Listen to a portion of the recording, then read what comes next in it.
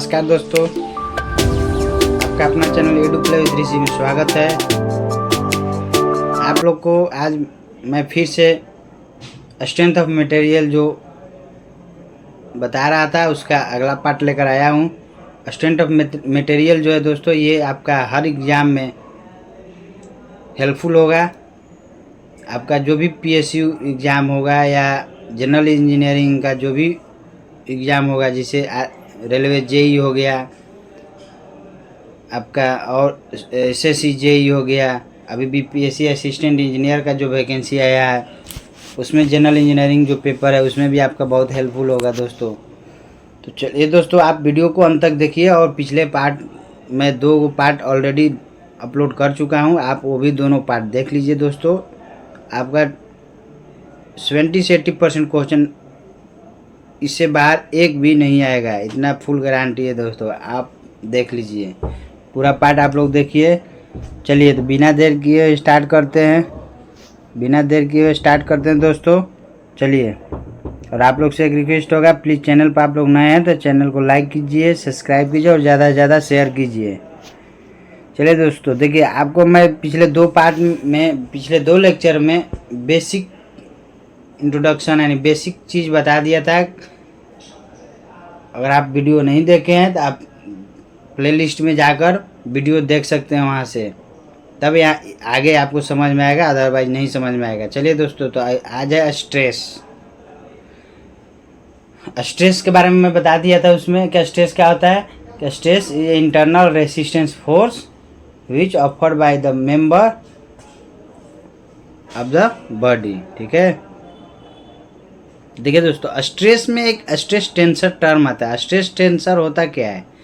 Tensor आप लोग सुने होंगे, 12th में पढ़े होंगे तो। स्केलर, वेक्टर, एक टेंसर क्वांटिटी, 3 होता था ना, एक स्केलर क्वांटिटी, एक वेक्टर क्वांटिटी, एक टेंसर क्वांटिटी। स्केलर में क्या था? ओनली मैग्नीट्यूड दिया रहता था।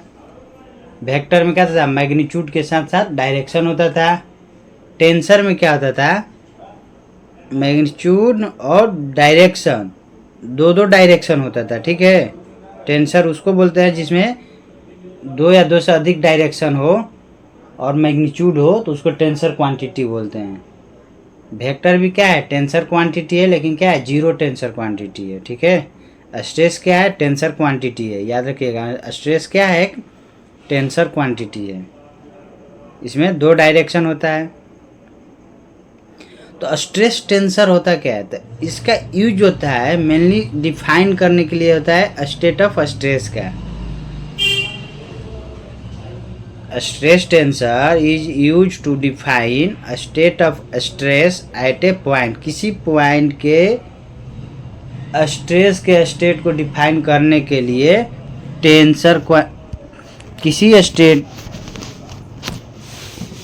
किसी भी पॉइंट के स्ट्रेस को डिफाइन करने के लिए टेंसर क्वांटिटी का यूज करते हैं। क्लियर है? तो टेंसर क्वांटिटी जो होता है आपका, देखिए टेंसर क्वांटिटी जैसे आपका क्या है, जैसे मान ये जो है टाउ ए बी, ये जो है एक जो बताता है नेम ऑफ द फेस, बताता है किस फेस का टेंसर है, स्ट्रेस है, या बी बताता है डायरेक्शन ऑफ स्ट्रेस। क्लियर? देखिए जैसे मान लीजिए आपका क्या है, ये आपका एक्स एक्सिस हो गया, ये वाई एक्सिस और जेड एक्सिस। ये फेस क्या हो गया? X Y face. ठीक, ये हो गया वाई जेड, ये हो गया जेड एक्स। तो स्ट्रेस टेंसर जो डिफाइन करेंगे, तो अगर इसको हम मान लिए क्या चीज़, वाई एक्सिस, इसको एक्स एक्सिस, इसको जेड एक्सिस माने है ना, तो इधर क्या हो गया? सिग्मा एक्स माने स्ट्रेस लग रहा है, सिग्मा वाई ऊपर, सिग्मा जेड इधर। ठीक, और शियर स्ट्रेस क्या होता है? एलोंग क्रॉस सेक्शन एरिया के एलोंग लगता है, तो इधर tau x y, x y plane है। क्लियर? ये क्या है मेरा? ये आपका जो है ये हो गया, और ये क्या एक्स वाई प्लेन, ये क्या वाई जेड प्लेन। यही नोमेनक्लेचर किए हैं। ऊपर हो गया क्या चीज़? टॉ एक्स वाई, ये क्या हो गया? टॉ वाई जेड एक्स जेड या वाई जेड एक्स कहिए। उसी तरह इस फेस पर ऊपर क्या हो जाएगा? सिग्मा वाई, ये कौन सा फेस हो गया? वाई एक्स यानी एक्स वाई फेस, ये हो जाएगा वाई जेड फेस। क्लियर। तो हम देख रहे हैं यहाँ पे, तो स्ट्रेस टेंसर जो डिफाइन करेंगे तो कैसे डिफाइन करेंगे, तो sigma X tau X Y tau X Z, क्या है tau Y X sigma Y tau Y Z, ये होता है डिफाइन। ठीक है, क्लियर। इसमें जो होता है आपका टाउ एक्स वाई जो होता है बराबर होता है माइनस ऑफ टाउ क्या वाई एक्स के। क्लियर। निगेटिव जो है यानी इसको बोलते हैं complementary shear stress are equal in magnitude but opposite in nature. कहने का मतलब क्या है, कम्प्लीमेंट्री शियर स्ट्रेस जो होता है जिसे टाउ एक्स वाई और टाउ वाई एक्स, ये जो होता है मैग्नीट्यूड में बराबर होता है, लेकिन नेचर में क्या होता है अपोजिट होता है। अगर एक टेंसाइल है तो दूसरा क्या हो जाएगा कंप्रेसिव। क्लियर। तो टोटल कितना होता है 9 कंपोनेंट होता है। स्ट्रेस टेंसर अगर हम 3D में देखेंगे, 3D बॉडी में, तो क्या होता है स्ट्रेस टेंसर टोटल 9 कंपोनेंट होता है। 9 कंपोनेंट में क्या होता है 3 नॉर्मल स्ट्रेस होता है, 6 गो शियर स्ट्रेस। देखिए नॉर्मल स्ट्रेस कौन कौन, सिग्मा एक्स सिग्मा वाई और सिग्मा जेड, ये क्या है नॉर्मल स्ट्रेस है। Tau X Y tau Y X tau Z, ये 6 गो टोटल क्या हो गया आपका। देखिए ये जो आपका है डायगोनल के अलोंग जो है ये हो गया नॉर्मल स्ट्रेस, बाकी जो है आपका क्या है शियर स्ट्रेस है। तो टोटल कंपोनेंट कितना होता है स्ट्रेस टेंसर का 9 कंपोनेंट होता है। 3 गो आपका नॉर्मल स्ट्रेस होता है और 6 गो शियर स्ट्रेस होता है। इस बात को याद रखिएगा। स्ट्रेस टेंसर, स्ट्रेस कैसा है टेंसर क्वांटिटी है, और आपका स्ट्रेस टेंसर का यूज क्या करते हैं, तो इसको किसी भी पॉइंट के स्ट्रेस के स्टेट को डिफाइन करने के लिए हम क्या करते हैं स्ट्रेस टेंसर का यूज करते हैं। टोटल स्ट्रेस टेंसर कितना होता है 3D में 9 कंपोनेंट होता है, जिसमें 3 नॉर्मल स्ट्रेस होता है और 6 गो शियर स्ट्रेस होता है। क्लियर। चलिए देखिए, तो द मैक्सिमम कराए the maximum number of stress component required to define 3D stress tensor are कितना 6। देखिए दोस्तों, अगर पूछेगा कि टोटल तो 9 कंपोनेंट होता है 3D बॉडी में, होता है ना, अभी जस्ट बताया ना 9 कंपोनेंट होता है, तो मैक्सिमम जो है कितने कंपोनेंट की ज़रूरत होगा जो हम 3D स्टेट में स्ट्रेस टेंसर को डिफाइन कर सकते हैं। तो आपको कितने कंपोनेंट की ज़रूरत होगा मैक्सिमम, तो 6 कंपोनेंट का। कैसे, देखिए 3 गो आपका नॉर्मल स्ट्रेस चाहिए ही चाहिए, और 3 गो या तो ये चाहिए नहीं तो ये चाहिए। टोटल कितने चाहिए 6 कंपोनेंट की ज़रूरत पड़ेगा, मैक्सिमम नंबर ऑफ रिक्वायर्ड। ठीक है, 3 गो नॉर्मल स्ट्रेस और 3 गो शियर स्ट्रेस चाहिए। ठीक है, या तो देखिए ये अगर हमको पता चलेगा 3 गो तो ये ऑलरेडी निकल जाएगा, क्योंकि मैग्नीट्यूड बराबर नेचर अपोजिट, और नॉर्मल स्ट्रेस हमको 3 गो चाहिए ही चाहिए। तो टोटल कितने कंपोनेंट चाहिए 3D बॉडी में, तो 6 कंपोनेंट। याद रखिएगा क्वेश्चन पूछा हुआ है कि the maximum number of stress component required to define 3D stress tensor are कितना 6। कितना चाहिए 6 गो। कौन कौन 3 नॉर्मल और 3 शियर स्ट्रेस रिक्वायर्ड होता है। ठीक है, यही अगर 2D में कहता तो 2D में आपका कितना हो जाता है, तो 2D में जब कहता दोस्तों तो नॉर्मल स्ट्रेस कितना हो जाता है 2 गो, सिग्मा एक्स और सिग्मा वाई, सिग्मा जेड 0, क्योंकि 2D बॉडी है। Shear stress only 1। देखिए जब 2D बॉडी ड्रॉ करेंगे, आपका 2D बॉडी रहेगा तो क्या होगा, एक सिग्मा एक्स एक सिग्मा वाई, यानी एक हो गया सिग्मा एक्स एक सिग्मा वाई। इधर क्या हो जाएगा टाउ एक्स वाई, इधर क्या हो जाएगा टाउ वाई एक्स। तो क्या है कितना मिनिमम चाहिए 2D बॉडी के लिए, एक ये चाहिए सिग्मा एक्स सिग्मा वाई, इस दोनों में से कोई एक चाहिए। यानी कहने का मतलब कि 2D बॉडी अगर है तो minimum number of stress component कितना चाहिए 3 गो। कौन कौन 2 गो नॉर्मल स्ट्रेस और एक शियर स्ट्रेस। वहीं 3D बॉडी रहता तो मिनिमम कंपोनेंट कितना चाहिए 6। कौन कौन 3 गो नॉर्मल और 3 गो शियर। क्लियर है, ये था स्ट्रेस टेंसर। उसी तरह स्ट्रेन टेंसर भी होता है दोस्तों। स्ट्रेन टेंसर सेम होता है उसी तरह। एक्स एक्सिस के अलग आप साइलेंट एक्स, स्ट्रेन को आप साइलेंट से डिनोट करते हैं। माने करें मतलब जैसे स्ट्रेस टेंसर हम पढ़े हैं, यानी सिग्मा को आप साइलेंट से रिप्लेस करते हैं और टाउ को गामा बाई 2 से। क्लियर। तो इसमें भी वही सेम प्रोसेस कि मिनिमम कितना चाहिए, 3D बॉडी है तो 6 कंपोनेंट, 2D है तो 3 कंपोनेंट। 6 कंपोनेंट में 3 जो होगा नॉर्मल स्ट्रेन हो जाएगा और 3 को शियर स्ट्रेन। क्लियर।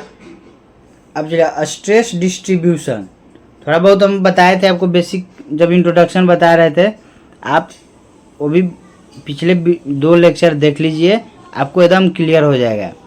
चलिए तो देखिए, एक्सियल अगर लोड लगे तो एक्सियल लोड की वजह से क्या आता है, स्ट्रेस, एक्सियल स्ट्रेस होता है। तो एक्सियल स्ट्रेस हम बताए थे हर पॉइंट पर क्या होगा, मान लीजिए कोई बीम है, इस पर एक्सियल लोड लग रहा है P, कैसा है, टेंसाइल लोड है। तो इसको जब खींचेंगे तो बढ़ेगा। अब बताए थे हर पॉइंट पर क्या होगा, स्ट्रेस आपका इक्वल होगा एक्सियल लोड की वजह से। यानी कहे का मतलब जब इक्वल होगा, अगर इस पॉइंट पर हमको स्ट्रेस डिस्ट्रीब्यूशन दिखाना है तो क्या हो जाएगा, जितना यहाँ पर होगा उतना यहाँ पर, यानी लेंथ क्या हो जाएगा, हर जगह बराबर हो जाएगा। अगर टेंसाइल स्ट्रेस है तो टेंसाइल को हम डिनोट करेंगे इस तरफ के एरो से। ठीक है। अगर ये मेंबर फिक्स है तो इधर से एरो, कंप्रेसिव है, कंप्रेसिव अगर है तो एरो अपोजिट दिखाएंगे। ठीक है। तो एक्सियल स्ट्रेस का डिस्ट्रीब्यूशन क्या होता है, एकदम यूनिफॉर्म होता है। ठीक ना। एक्सियल स्ट्रेस का डिस्ट्रीब्यूशन जो होता है क्या होता है, यूनिफॉर्म होता है। क्यों, क्योंकि हर जगह स्ट्रेस क्या होता है, बराबर होता है। क्लियर है। अब देखिए बेंडिंग स्ट्रेस, बेंडिंग स्ट्रेस का डिस्ट्रीब्यूशन, तो बेंडिंग स्ट्रेस का जो डिस्ट्रीब्यूशन होगा आपका क्या होगा, तो क्या पढ़े थे, एम बटा वाई बराबर सिग्मा, एम बटा आई बराबर सिग्मा बी बटा वाई। तो सिग्मा बी क्या हो जाएगा, बेंडिंग स्ट्रेस एम बटा आई इंटू वाई होगा ना जी। आप पिछला लेक्चर देख लीजिएगा, सिग्मा बी जो हो जाएगा एम बटा आई इंटू वाई, यानी सिग्मा बी क्या हो गया, यानी वाई के डायरेक्टली प्रोपोर्शनल होगा।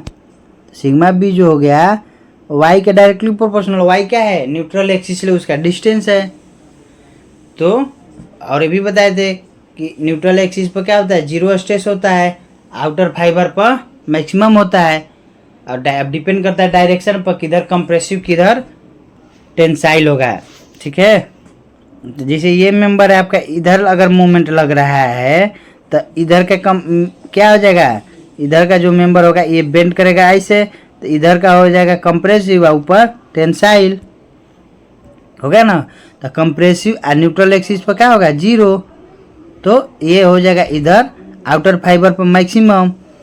तो क्या हो जाएगा, देखिए इधर जो हम दिखा रहे हैं एरो, ये कंप्रेसिव है, इधर टेंसाइल है, ये हो गया हमारा न्यूट्रल एक्सिस, न्यूट्रल एक्सिस पर जीरो, यानी ग्राफ ऐसे होगा। क्लियर है। डिस्ट्रीब्यूशन याद रखिएगा। वही डायरेक्शन अगर इधर से रहता है तो ऊपर टेंसाइल हो जाता है, नीचे कंप्रेसिव, ग्राफ ऐसे होता है। क्लियर। अब चलिए ये था बेंडिंग स्ट्रेस। अब अगर देखते हैं stress distribution under axial eccentric axial load. Eccentric load के बारे में बताए थे कि न्यूट्रल एक्सिस से क्या है, लॉन्गिट्यूडनल एक्सिस से कुछ डिस्टेंस पर लोड लगता है, तो उसको हम बोलते हैं इसेंट्रिक लोड। ट्रिक लोड बोलते हैं जब लॉन्गिट्यूडनल एक्सिस, मान लीजिए ये मेंबर है, ये इसका लॉन्गिट्यूडनल एक्सिस है, तो लोड अगर यहाँ लग रहा है तो इससे क्या है, कुछ डिस्टेंस है, तो इसको बोलते हैं इसेंट्रिक लोड। ठीक है। वजह से क्या होगा, तो देखिए इसेंट्रिक लोड रिप्लेस करते थे, एक एक्सियल लोड होगा और दूसरा मोमेंट होगा, बेंडिंग मोमेंट होता था ना। अब डिपेंड करेगा, तो एक्सियल लोड का बताया था, एक्सियल लोड का डिस्ट्रीब्यूशन क्या होता है, यूनिफॉर्म होता है। बेंडिंग मोमेंट का डिस्ट्रीब्यूशन न्यूट्रल एक्सिस पर जीरो और आउटर फाइबर पर मैक्सिमम। क्लियर। अब तो दो का स्ट्रेस डेवलप होगा ना, एक बेंडिंग स्ट्रेस, एक एक्सियल स्ट्रेस। अब दोनों को जब कंबाइन करके डिस्ट्रीब्यूशन ड्रॉ करेंगे तो यहाँ पर क्या आएगा, अब न्यूट्रल एक्सिस पर जीरो नहीं आएगा स्ट्रेस, कहाँ पे आएगा, न्यूट्रल एक्सिस से कुछ हट के आएगा, यानी लॉन्गिट्यूडनल एक्सिस से हट के आएगा। क्योंकि देखिए जब इसको ऐड करेंगे और यहाँ पर 0 है, दोनों को ऐड करेंगे तो क्या होगा, इसके बराबर होगा। और इधर देखिए ये इधर कंप्रेसिव इधर टेंसाइल, तो घटेगा तो क्या होगा, धीरे धीरे कम होते जाएगा। तो इसका डिस्ट्रीब्यूशन क्या होगा, ये देखिए अगर बेंडिंग स्ट्रेस ज़्यादा है, एक्सियल स्ट्रेस ले तो इसका डिस्ट्रीब्यूशन ऐसा आएगा। अगर एक्सियल स्ट्रेस ज़्यादा है बेंडिंग स्ट्रेस से तो डिस्ट्रीब्यूशन ये होगा। क्लियर, इस बात को समझे ना। अगर axial load eccentric axial load है तो एक तो हो गया आपका मोमेंट और दूसरा क्या हो गया एक्सियल लोड। दो गो लोड की वजह से दो स्ट्रेस डेवलप होगा, एक एक्सियल स्ट्रेस होगा एक बेंडिंग स्ट्रेस होगा। अगर एक्सियल स्ट्रेस क्या होता है, हर जगह हर पॉइंट पर सेम होता है। बेंडिंग स्ट्रेस क्या होता है, लॉन्गिट्यूडिनल एक्सिस यानी न्यूट्रल एक्सिस पर 0 होता है, आउटर फाइबर पर क्या होता है मैक्सिमम वैल्यू होता है। अब जब डिस्ट्रीब्यूशन का ग्राफ जो ड्रॉ करेंगे तो दोनों को कंबाइन करके ना करेंगे, तो यहाँ पर न्यूट्रल एक्सिस पर क्या आएगा, 0 नहीं होगा, कुछ हट के होगा। उसी तरह stress distribution due to shear torsional shear stress distribution कैसा होगा, टॉर्शनल ट्विस्टिंग जिसको हम बोलते हैं ट्विस्टिंग कपल। तो क्या बताए थे कि न्यूट्रल कपल बताए थे क्या कि न्यूट्रल एक्सिस वो क्या करेगा, प्लेन को मान मेंबर को ट्विस्ट करेगा, एरिया ऑफ क्रॉस सेक्शन को ट्विस्ट करेगा, यानी अगर इसको ऐसे ट्विस्ट करेगा घुमाएगा, ठीक है। तो ट्विस्टिंग मोमेंट न्यूट्रल एक्सिस पर 0 और आउटर फाइबर पर क्या होता है मैक्सिमम होता है। तो इसका डिस्ट्रीब्यूशन क्या हो जाएगा, सेम बेंडिंग स्ट्रेस की तरह। अब चलिए अब ट्रांसवर्स शियर लोड की वजह से देखिए इसमें डिस्ट्रीब्यूशन पूछता है कि टॉर्शनल शियर स्ट्रेस का क्या होता है, तो मैक्सिमम वैल्यू कहाँ होता है आउटर फाइबर पर, मिनिमम वैल्यू सेंटर पर, ठीक है, यानी लॉन्गिट्यूडिनल एक्सिस पर होता है। क्लियर है, सेंट्रल एक्सिस पर क्या होगा 0 होगा और आउटर फाइबर पर मैक्सिमम होगा। अब चलिए स्ट्रेस डिस्ट्रीब्यूशन जो है आपका, stress distribution in transverse shear load. तो ट्रांसवर्स शियर लोड में अब देखेंगे तो ट्रांसवर्स शियर लोड क्या बताए थे कि लॉन्गिट्यूडिनल एक्सिस के परपेंडिकुलर जो लोड लगता है उसके वजह से ट्रांसवर्स शियर लोड डेवलप होता है। तो ट्रांसवर्स शियर लोड का जो डिस्ट्रीब्यूशन देखेंगे दोस्तों, तो इसका हम जब भी निकालेंगे तो हमारा क्या आता है डिस्ट्रीब्यूशन, इसमें भी जो होता है न्यूट्रल एक्सिस पर, माने अब ये डिपेंड करेगा आपका किस पर, इस एक्सिस से दूरी पर इसका डिपेंड करेगा, ठीक है। तो इसमें याद रखिएगा कि मैक्सिमम जो स्ट्रेस होगा कहाँ पर होगा, इसमें भी मैक्सिमम स्ट्रेस आउटर फाइबर पे होता है। क्लियर है।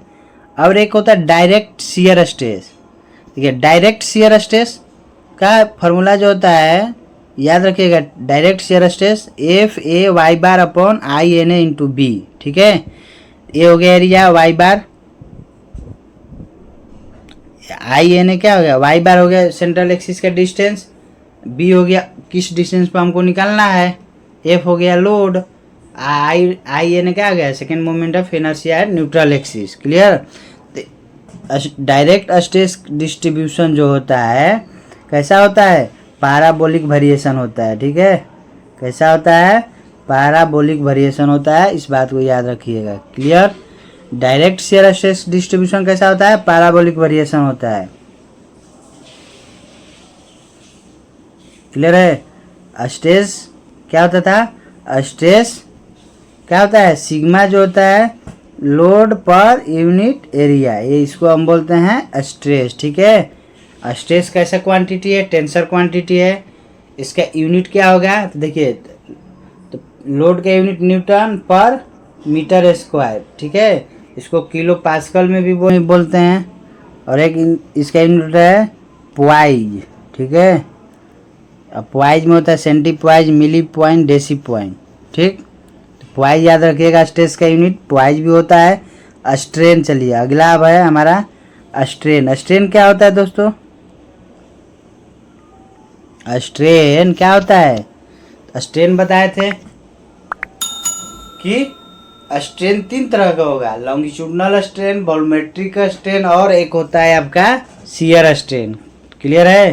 तो लॉन्गिट्यूडिनल स्ट्रेन क्या होता है कि चेंज इन लेंथ बटा ओरिजिनल लेंथ, उसको बोलते हैं लॉन्गिट्यूडिनल स्ट्रेन। लॉन्गिट्यूडिनल स्ट्रेन क्या होता है, change in length upon original length को बोलते हैं लॉन्गिट्यूडिनल स्ट्रेन। क्लियर है? डेल्टा एल से डिनोट करते हैं। क्या करते हैं? डेल्टा एल से। ये हो गया। तो देखिए इसका यूनिट कहेंगे, स्ट्रेन का यूनिट क्या होगा? तो देखिए ये भी क्या है? चेंज इन लेंथ, मतलब मीटर। भाई ओरिजिनल लेंथ है क्या? मीटर। मीटर मीटर कट गया, यानी स्ट्रेन क्या होता है? यूनिट लेस होता है और डायमेंशन लेस होता है। क्लियर? अब देखिए वॉल्यूमेट्रिक स्ट्रेन क्या होगा? तो वॉल्यूमेट्रिक स्ट्रेन में क्या होता है? चेंज इन वॉल्यूम बटा ओरिजिनल वॉल्यूम। अब देखिए दोस्तों, तो वॉल्यूमेट्रिक स्ट्रेन निकालेंगे जब भी, तो आपका क्या हो जाएगा? तो चेंज इन वॉल्यूम बटा ओरिजिनल वॉल्यूम। तो वॉल्यूम क्या होगा? तीनों डायरेक्शन चेंज होगा, epsilon X, epsilon Y, epsilon Z, तीनों डायरेक्शन में। यानी इसको जब हम एक्सप्लेन, ये होगा, इसका फार्मूला याद रखिएगा, चेंज इन वॉल्यूम बटा ओरिजिनल वॉल्यूम, यानी epsilon X plus epsilon Y plus epsilon Z, यानी डेल्टा एल बटा एल प्लस डेल्टा बी बटा बी पर डेल्टा टी बाई टी। अगर स्फीयर के केस में कहेगा वॉल्यूमेट्रिक स्ट्रेन क्या होगा? तो तीनों डायरेक्शन में क्या होता है? उसका लेंथ बराबर होता है, तो 3 टाइम्स हो जाएगा किसका? Delta D by D. Clear है? अगला क्या है? Shear strain. शियर स्ट्रेन क्या होता है? तो change in initial right angle. मान लीजिए कि ये कोई मेंबर है, जब इस पर लोड लगा, अगर मान लीजिए कोई लोड लगा, इसका चेंजिंग हो गया इसको ऐसे, ठीक? ये एंगल इसी को डेल्टा से डिनोट करते हैं। जो ये एंगल चेंज हुआ है ये डेल्टा है। एंड इनिशियल हमारा ये था 90 डिग्री पर, तो change in initial right angle अब क्या हो गया? इससे हो गया। तो जो चेंजिंग आया इसी को हम बोलते हैं शियर स्ट्रेन। क्लियर? जिसको हम फाई से डिनोट करते हैं, ठीक? तो चेंज इन क्या? इनिशियल राइट एंगल जो होता है उसको हम बोलते हैं शियर स्ट्रेन। शियर स्ट्रेन जो फाई होता है क्या होता है? लॉन्गिट्यूडिनल स्ट्रेन के हाफ होता है। क्लियर? याद रखिएगा, लॉन्गिट्यूडिनल स्ट्रेन के क्या होता है? हाफ होता है। शियर होता है change in initial right angle, यानी फाई क्या हो गया? डेल्टा बटा एल। क्लियर? अगर डायगोनल शियर स्ट्रेन कहेगा तो डेल्टा के गामा का क्या होता है? आधा होता है। ठीक है? लॉन्गिट्यूडिनल का आधा होता है। इस बात को याद रखिएगा। क्लियर? चलिए दोस्तों, तो आज यहीं तक रखते हैं, फिर मिलते हैं नेक्स्ट वीडियो में। और आप लोग से रिक्वेस्ट होगा, प्लीज़ चैनल बनाए हैं तो चैनल को लाइक कीजिए, सब्सक्राइब कीजिए और ज़्यादा से ज़्यादा शेयर कीजिए। धन्यवाद दोस्तों।